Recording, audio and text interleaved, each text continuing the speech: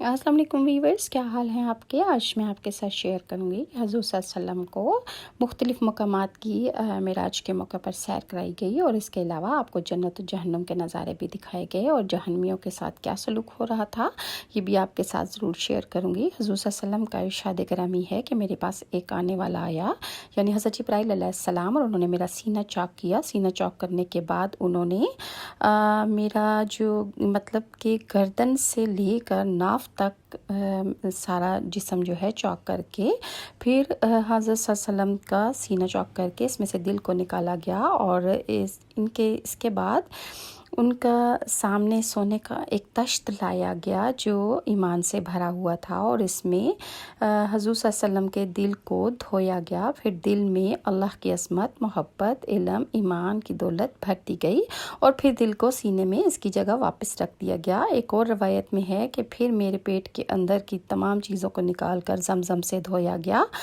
اور اس کے بعد سواری کا ایک جانور لایا گیا جس کو براق کہتے ہیں، جو خچر سے نیچا، چھوٹا اور گدھے سے اونچا تھا۔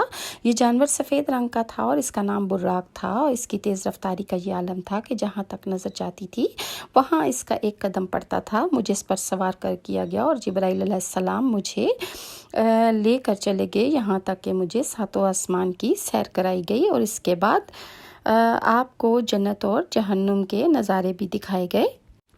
آپ نے بہت سے گنہگاروں کو دیکھا، جن میں سے آپ کا گزر ایک ایسے لوگوں پر بھی ہوا جن کے سر توڑے جا رہے تھے، اور جب سر کچل دیے جاتے تو پھر ان کے سر اصلی حالت پر آ جاتے تھے۔ حضور صلی اللہ علیہ وآلہ وسلم نے جبرائیل سے پوچھا کہ یا جبرائیل، یہ کون لوگ ہیں؟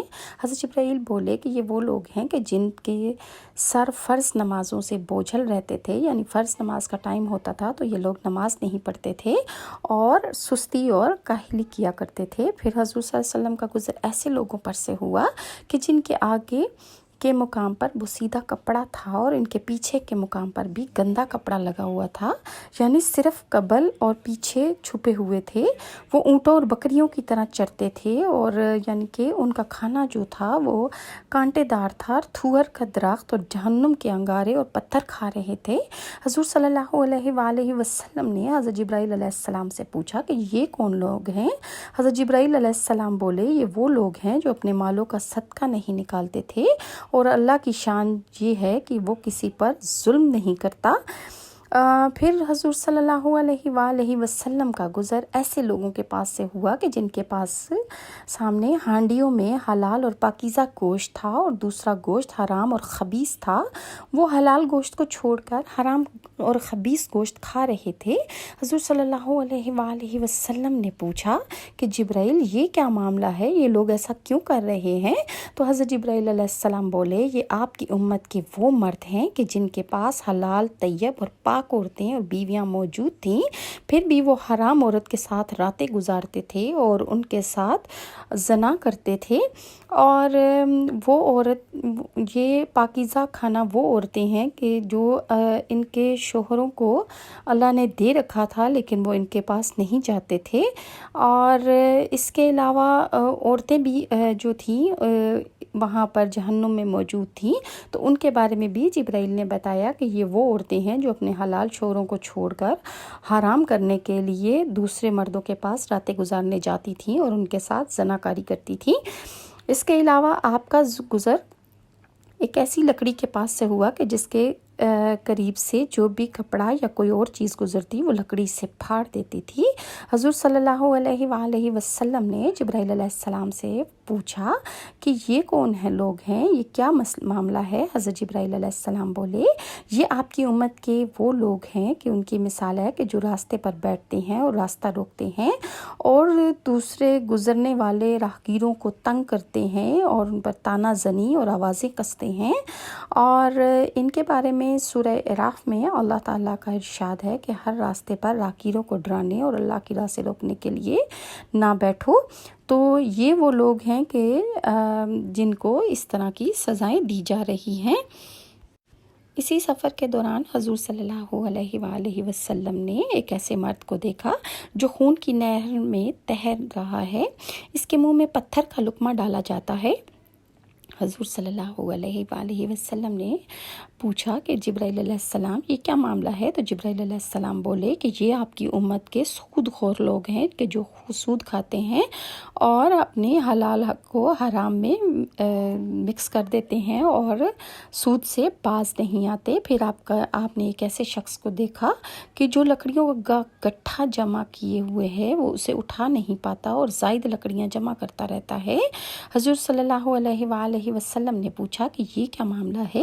حضرت جبرائیل امین نے عرض کیا کہ یہ آپ کی امت کا وہ شخص ہے کہ جس کے پاس لوگوں کی امانتیں ہوتی تھیں اور وہ ان کی ادائیگی پر قدرت نہیں رکھتا تھا اور اس کی یہ خواہش رہتی تھی کہ وہ اور امانتیں لے لے۔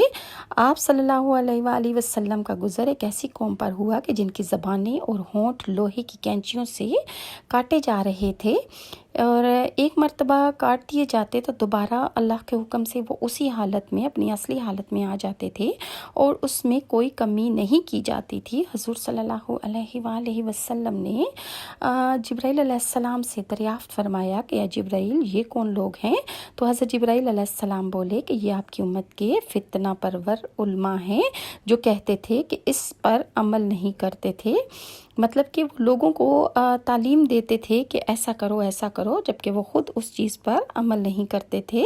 پھر آپ کا گزر ایسے اشخاص پر ہوا کہ جن کے ناخن تانبے کے تھے اور وہ لوگ ان سے اپنے چہرے اور سینے نوچ رہے تھے۔ تو آپ نے پوچھا کہ یہ کون لوگ ہیں؟ اور حضرت جبرائیل علیہ السلام نے فرمایا کہ یہ آپ کی امت کے وہ لوگ ہیں کہ جو دوسروں کی غیبت کرتے تھے۔